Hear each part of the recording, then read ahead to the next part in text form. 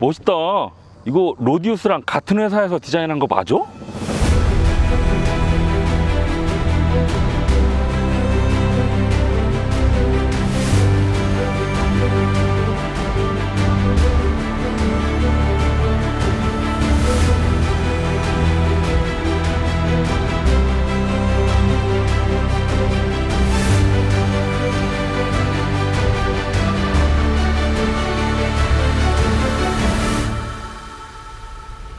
자, 토레스. 요즘 반응이 뜨겁죠? 디자인에 대한 호평도 많고요. 또 가격 괜찮게 나왔네 라는 얘기도 많이 들립니다. 쌍용을 위기에서 꺼내줄 구원투수가 될 수 있을지. 일단 시작은 좋아요.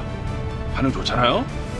이런 좋은 반응을 쭉 이어갈 수 있을 만한 주행 성능도 갖추고 있는지 한번 알아보겠습니다. 지금부터 환카.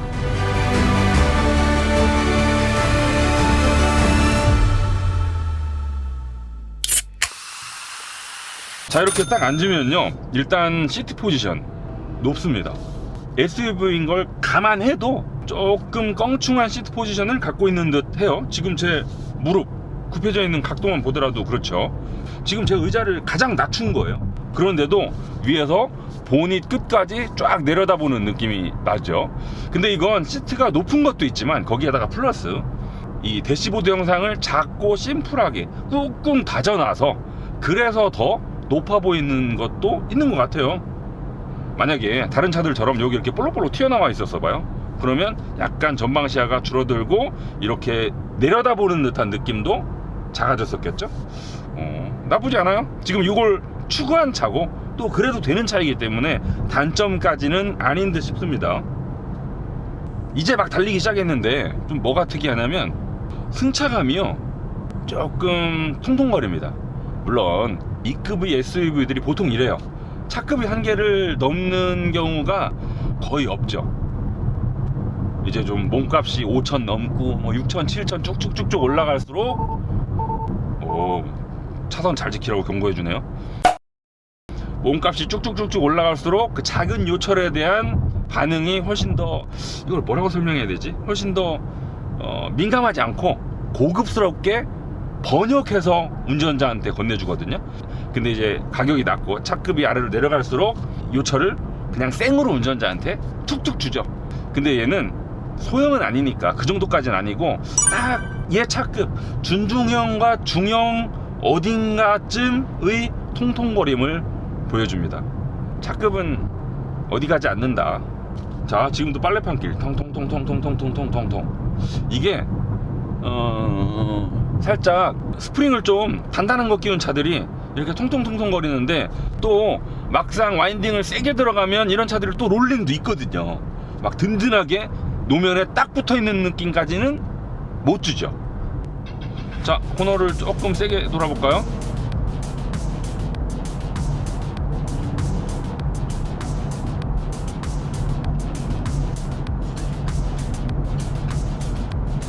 잘 달린다.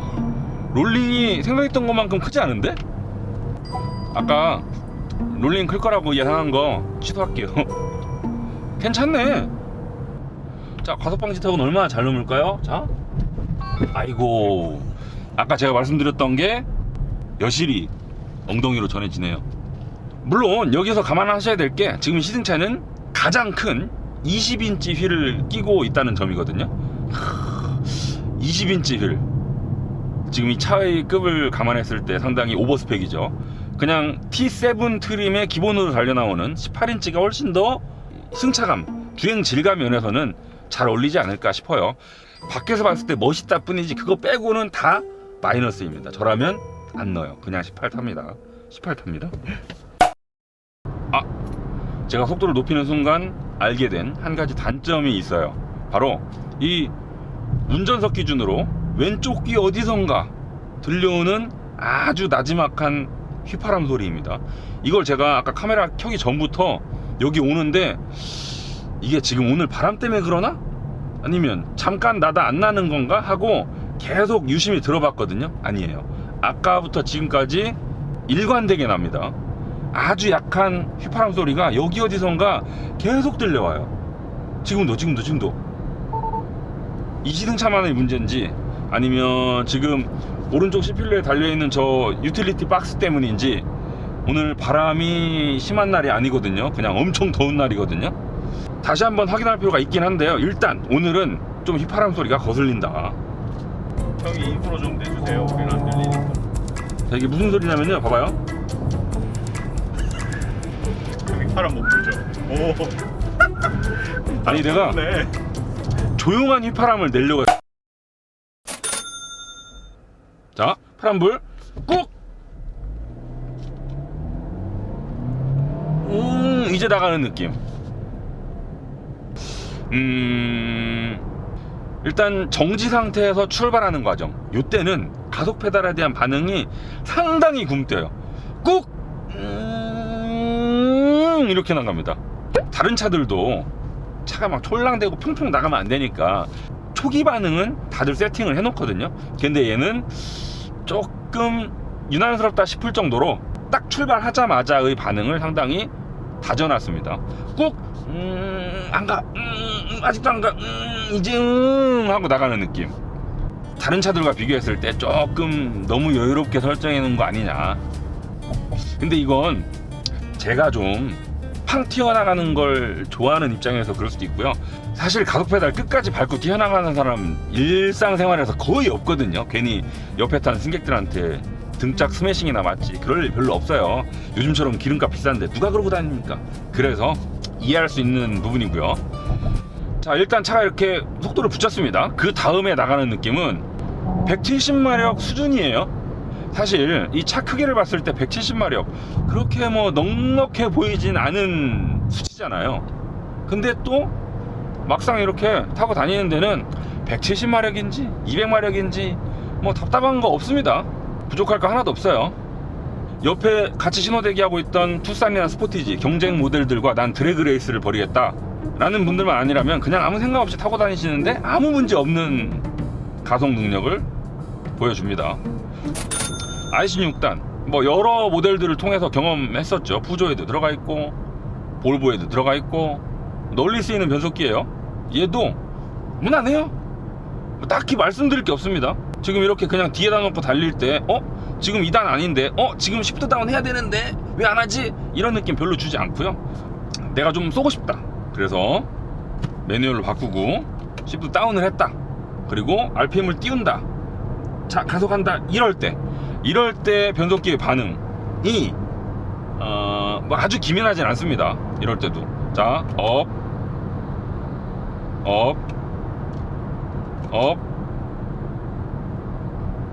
다운 일반적이에요. 크게 느리지도 않고요. 엄청 빠르지도 않은 말씀드릴 게 없는 변속 반응 속도를 보여주죠. 오케이. 주행 모드도 바꿔볼까요? 여기 하단 디스플레이 있잖아요. 여기에서 주행 모드를 바꾸실 수 있거든요. 만약에 나도 주행 모드를 바꾸려고 이쪽을 딱 봤는데 이 버튼이 없다 그러면 이걸 오래 누르신 다음에 이 바로가기 세팅을 통해서 원하는 기능을 바깥으로 빼두시면 됩니다. 저 같은 경우에는 주행 모드를 여기다 빼놨어요. 자, 누르면 노멀, 스포츠, 윈터 세 가지 중에 하나를 고를 수 있죠. 에스파의 윈터 너무 예쁘지 않아요, 여러분? 카리나도 예쁜데 윈터 너무 예뻐. 아저씨가 여자 아이돌 얘기하면 좀.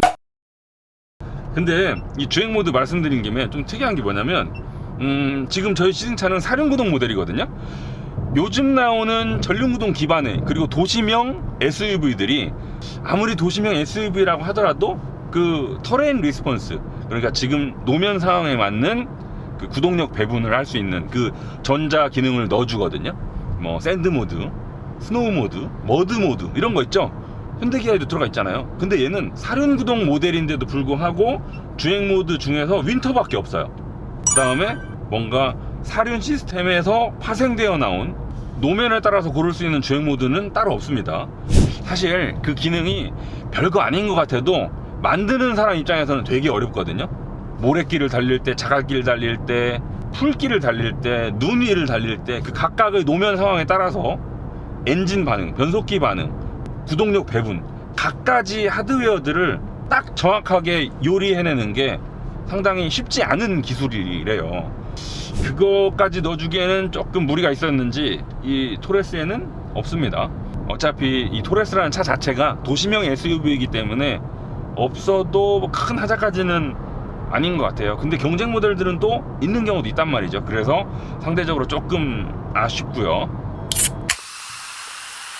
요즘 차 구매하시는 분들 이 반자율 주행 기능 상당히 중요하게 생각하시더라고요. 이게 있느냐 없느냐에 따라서 차 구매를 좌우할 정도로 정말 중요하게 생각을 하시던데, 이 토레스도 뭐 요즘 평균 수준은 전부 다 집어넣었더군요. 한번 해봅시다. 자, 셋. 5km씩 조절하게 돼 있구나. 자, 됐고요. 차간 거리는 지금, 와, 그래픽 이쁘다. 1단계, 2단계, 3단계, 4단계, 5단계. 차간 거리는 5단계로 설정할 수 있습니다. 자, 이렇게 운전을 잠깐 맡겨보도록 할게요. 지금 직선 구간이거든요. 좌우로 왔다리 갔다리 튕기지 않죠. 차선 중앙을 잘 물고 있습니다. 핸들을 잡으십시오. 이 경고가 빨리 뜬다고 해서 기능이 후진 건 아닙니다. 이 기능 빨리 잡으라네.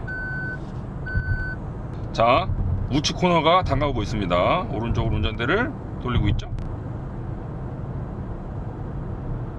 잘하네. 차선 중앙 잘 유지하는데요. 좌우로 밀려났다가 보정했다 이런 과정 없이 그냥 사람이 운전하는 것처럼 차선 중앙을 유지하고 있습니다. 얘는 지금 운전자가 운전대를 잡았는지 안 잡았는지를 판단하는 기준이 이 정전식이 아니고 토크 방식이군요. 사실 요즘은 정전식으로 많이 넘어가는 추세긴 한데 얘는 토크 방식을 쓰고 있네요. 저는 오늘 토레스를 시승하러 올 때 하나 궁금했던 게 있습니다. 뭐냐면 이 운전대 락투락 기어비입니다. 왜냐면 쌍용차가 그동안 이 도시명이건 오프로드 전용이건 이 차의 캐릭터에 상관없이 이걸 너무 느슨하게 만들어 왔었거든요. 오프로드 전용 모델이면 뭐 3바퀴 4바퀴 돌아갈 수 있어요. 근데 이 도시명 모델이면 캐릭터에 맞게 이 락투락을 좀 일반적인 한 2.5나 2.6바퀴로 만들어야 될 거 아니에요. 근데 과거에는 그렇지 않았어요. 과연 토렌트는 과연 토레스는 어떻게 만들었을지 와서 봤거든요. 자, 1 2 오, 생각보다 짧네. 2 2.5. 우와, 일반적인 수준이야. 일반적인 수준인데 되게 놀란다. 얘는 일반적으로 만들었습니다. 이제는 막 3바퀴씩 돌아가고 좌회전 우회전 하는데 다른 차보다 훨씬 더 많이 돌려야 되고 이런 거 없어요. 일반적인 도시명 SUV 타듯이 운전대 돌리시면 앞머리가 돌아갑니다. 이건 상당히 긍정적인 면화죠.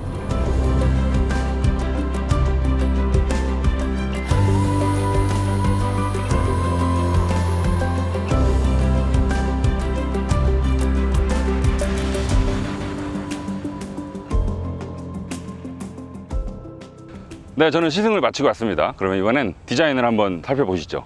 자, 토렌토래. 자, 토렌트는 어떻게 토렌트? 디자인에 대해서 상당히 지금 호평이 많은 것 같아요. 제가 봐도 기존 쌍용차들보다는 한결 멋있어진 느낌이 많이 나죠. 그도 그런 게 그동안 쌍용차가 내놨던 모델들을 보면 최근에 특히 호란도 C도 그랬고 뭐 뷰티풀 호란도도 그랬고 좀 슬릭하고 크로스오버적인 성향이 강했는데 지금 이번에 나온 토렌스는요. 토렌트? 지금 이번에 나온 토레스는요, 기존 쌍용차보다 훨씬 더 러기드하고 오센틱하죠. 이 러기드 오센틱, 잘 안 쓰는 영어 표현을 쓴 건 디자이너들이 그렇게 알려주시더라고요. 디자이너들이 원래 영어를 좋아합니다. 더 멋있어 보여요. 자, 더 남성적이고 터프한 매력을 가지고 있다고 하는 토레스. 얼굴은 이렇게 생겼는데요. 지금 쌍용차 디자이너 분들께서 설명을 해주시는 것도 그렇고 제가 봐도 그렇고 확실히 기존 쌍용차들보다 대각선보다는 수평, 수직선이 많습니다. 다 수평, 수직, 대각선은 조금 일부밖에 없어요. 그렇다 보니까 훨씬 더 강인한 모습이죠. 그리고 그 여성 얼굴보다는 남성 얼굴에 가까운 게 이 볼륨들의 지방을 좀 빼서 훨씬 더 그 각이 살아있는 듯한 면을 구현했습니다. 이 단순히 그래픽적인 선 말고요, 덩어리를 보시더라도, 자 보세요, 지붕의 이 볼륨 있죠, 이게 쭉 내려오다가 이렇게 딱 아주 든든한 기둥처럼 얼굴을 빵 버텨주고 있잖아요. 그래서 튼튼해 보이고요. 이 라디에이터 그릴도요, 지프의 세븐 슬롯 그릴이 0.1초 정도 떠오르긴 합니다만, 아무튼 요 세로 선들을 범퍼랑 딱 뭔가 기어가 맞아 떨어지는 듯 얽혀 놓았죠. 그리고 앞에서 보시면 이만큼의 얼굴, 이만큼의 팬더잖아요. 팬더의 양을 상당히 넓게 잡아 놓았습니다. 그래서 어떤 결과가 났느냐, 우리 그 2000년대 초반에 팔았던 2세대 코란도 있죠. 그 코란도 얼굴이 얼핏 떠오르기도 해요. 쭉 떨어져서 보잖아요. 그러면 뭔가 이 비율로 봤을 때 티볼리 에어스러운 면도 보이고요. 거기에다가 쌍용차가 앞으로 담아내고자 하는 그 코란도의 얼굴, 과거 코란도의 얼굴, 요것도 좀 얼핏 비치고요. 이 보닛의 주름만 보더라도 상당히 굴곡이 깊거든요. 와, 주름을 엄청 많이 파놨어요. 이 두꺼운 선이 쭉 내려오다가 헤드램프랑 이렇게 만나죠. 이 볼륨이랑 헤드램프라는 기능이랑 맞아 떨어지는 거죠. 심미적인 거, 기능적인 거 하나로 합쳐진 모습 좋아요. 자, 그리고 여기는 그 레저 활동을 하면 차에다가 끈을 묶고 싶은 경우가 있는데, 그럴 때 쓰라고 이런 디자인 포인트도 집어넣어 놨습니다. 흔들어 보니까 뭐 어지간한 끈을 묶어서는 손상이 없을 만큼 튼튼하게 잘 만들어져 있고요.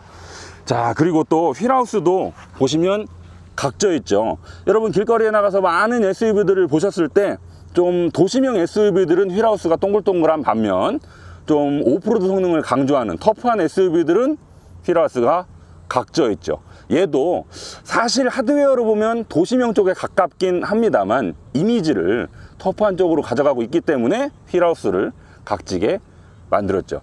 프론트 팬더, 리어 팬더 볼륨도 띵 상당히 빵빵하게 집어넣은 모습 보실 수 있고, 또 옆모습에서 가장 특징적인 부분이라고 꼽을 수 있는 건 저 두꺼운 C필러죠.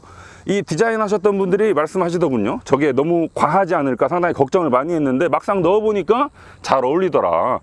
이렇게 A필러, B필러는 감추고 C필러를 두껍게 빵 집어넣으면 옆에서 봤을 때 마치 승객이 좀 더 안전하게 보호받을 것 같은 그런 느낌도 줄 수 있죠. 차가 더 튼튼해 보여요. 아래쪽에 이런 볼륨도, 이쪽에 이제 그 햇빛을 받는 라이트 캐치라고 부르거든요. 그러면 햇빛이 여기 딱 받아서 반사된단 말이에요. 요런데 라이트 캐치 밑에 볼륨도 상당히 두꺼운 선으로 딱 집어넣어 가지고 차체를 전반적으로 강하게 아래서 떠받쳐주는 듯한 느낌도 연출해 주고 있고요. 소재나 선, 면 이런 거 상당히 잘 조화를 시켰습니다. 뒤에서 볼 수 있는 디자인 특징, 엉덩이도 뭐가 많아요. 일단 리어 램프, 요거 뭔가 엮여 있죠.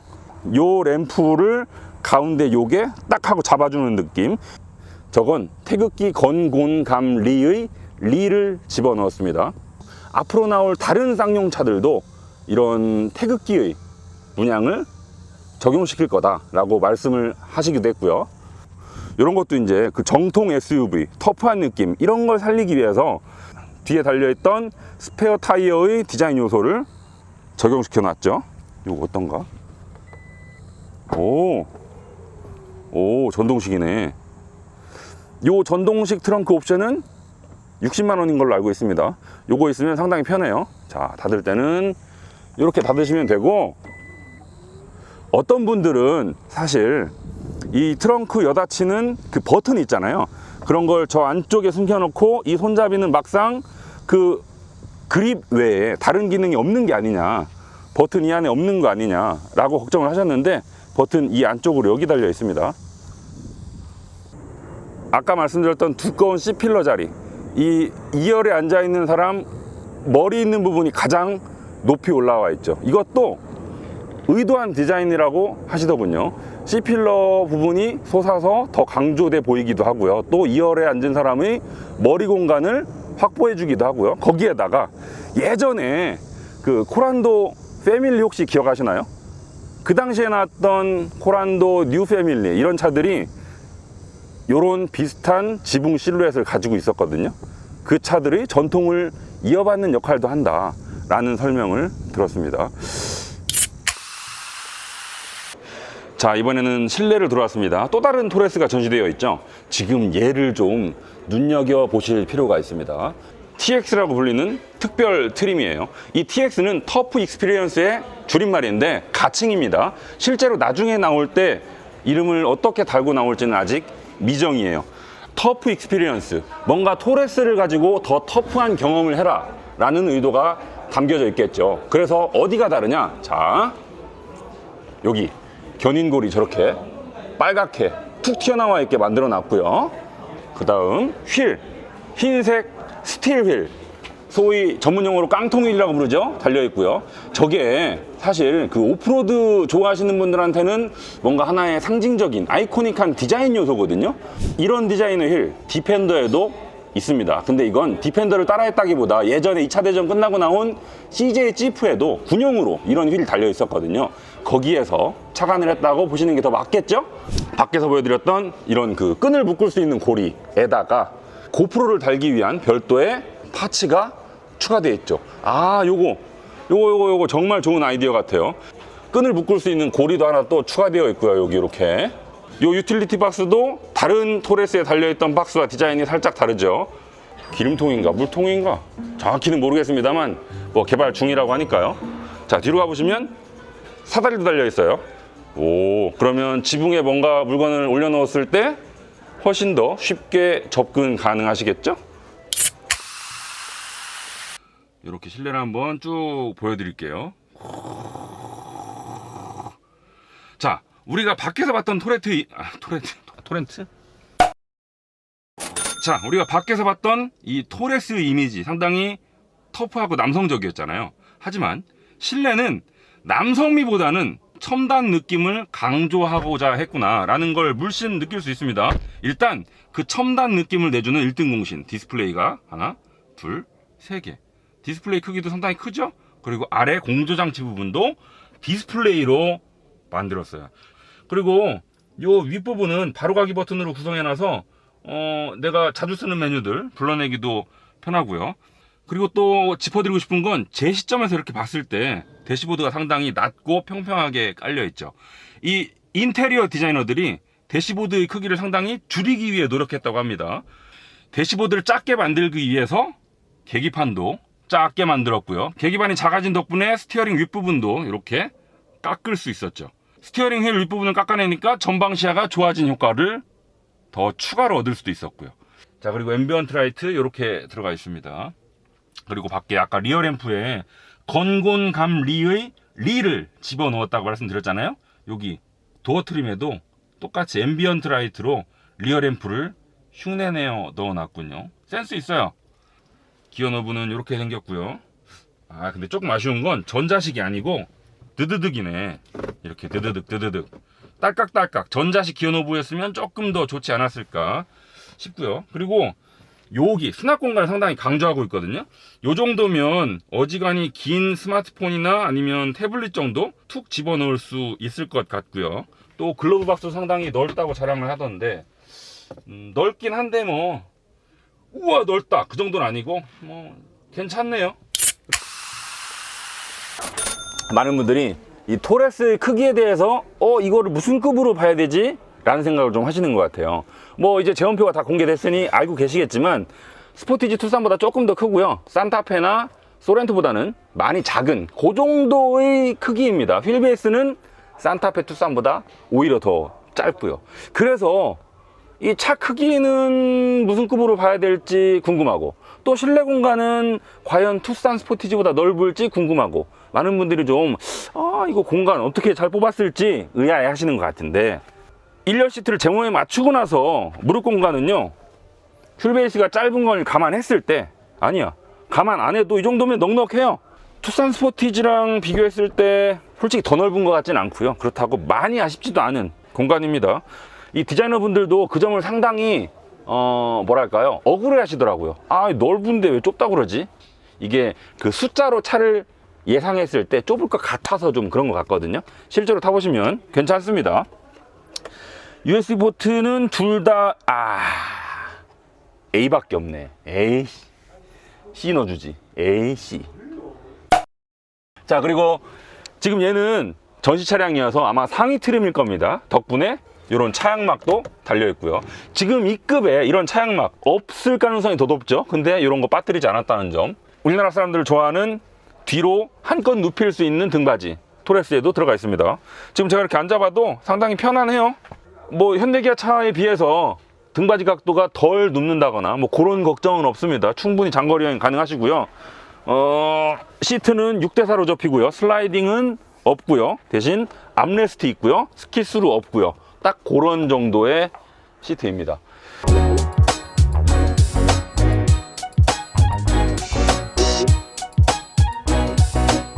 짜자잔, 이게 뭐냐면 망치입니다. 우리 유사시에 유리창 깨고 탈출해야 되잖아요. 그리고 여기 달려있는 칼날을 통해서 안전벨트를 끊으실 수도 있고요. 이런 거 그 애프터마켓에서 사가지고 차에다 비치하시는 분들 많았는데 토레스는 순정 상태로 이걸 제공해 준다고 합니다. 뭐 괜찮은 선택 같아요. 이번에는 트렁크를 보겠습니다. 자, 이번엔 트렁크입니다. 트렁크를 보여드리려고 하는데 왜 옆모습을 찍고 있냐? 자, 제가 하나 짚어드릴 게 있어요. 요 자동차를 설계하면서 휠베이스, 프론트 오버행, 리어 오버행 요 비율을 조절해야 되잖아요. 이걸 어떻게 막 요리하느냐에 따라서 차의 성격이 그리고 차의 느낌이 되게 달라 보입니다. 자, 이 토레스 경쟁 모델이라고 할 수 있는 투싼이나 스포티지보다 휠베이스가 조금 짧죠. 근데 전장은 길어요. 그 긴 전장은 이 리어 오버행 때문이거든요. 자, 차를 설계할 때 요 뒷바퀴를 앞으로 조금 보내느냐 뒤로 조금 보내느냐 요거에 따라서 무릎 공간과 적재 공간의 비율을 조절할 수 있겠죠. 토레스는요, 무릎 공간을 넓게 하는 대신 적재 공간을 키우는 쪽으로 방향을 잡았습니다. 요걸 얻느라 이걸 줄였다고 해서 무릎 공간이 뭐 크게 심각할 정도로 적진 않았거든요. 이 레저 활동 하시는 분들한테는 조금 더 유리한 쪽으로 적재 공간을 늘렸구나 보시면 될 것 같아요. 그리고 아까 제가 이 C필러 위로 지붕 픽 포인트를 잡았다고 말씀드렸잖아요. 자, 여기도 보시면 딱 실루엣 보이죠. 이렇게 실루엣 볼록 내려가게. 이게 제가 직접 타보니까 아닌 게 아니라 2열 머리 공간 충분히 넓었습니다. 제가 최근에 탄 2급의 SUV들 중에서 머리 공간은 뭐 거의 가장 넓은 축에 속했다고 볼 수 있어요. 사실 무릎 공간보다 머리 공간이 넓잖아요. 그러면 이 심리적으로 딱 타자마자 이 차 넓은데? 라는 느낌을 주기 유리하죠. 또 하나, 외관 어디에도 쌍용 엠블럼이 달려있지 않죠. 이 토레스 디자인을 다 끝내놓고 이제 엠블럼을 딱 달아야 되는데 마땅한 자리가 없었다는군요. 그리고 이 쌍용보다는 토레스를 전면에 내세우는 게 차라리 낫겠다 라고 판단했다고 합니다. 저는 그 결과 이렇게 쌍용 엠블럼 떼고 토레스, 쌍용 레터링 딱 이렇게만 가져가는 방향, 뭐 괜찮은 결과였다고 봐요. 자, 트렁크를 열어보겠습니다. 전동 트렁크는 60만 원이고요. 짠짜라짠. 이 상태 기본 용량이 703리터 이렇게, 그리고 2열 등받이까지 접으면 1600리터가 넘는 적재 공간이 되죠. 지금 숫자만 봤을 때 동급 모델들보다 여유로운 적재 공간을 갖췄죠. 그건 리어 오버행을 길게 뺀 덕분이기도 하고요. 이렇게 공간은 이렇게 생겼습니다. 여기 LED 실내등도 있네. 오, 요거 요런 거 캠핑 가면 아주 편하거든요. 이거 밟으면 밤에 짐 부리기 상당히 좋아요.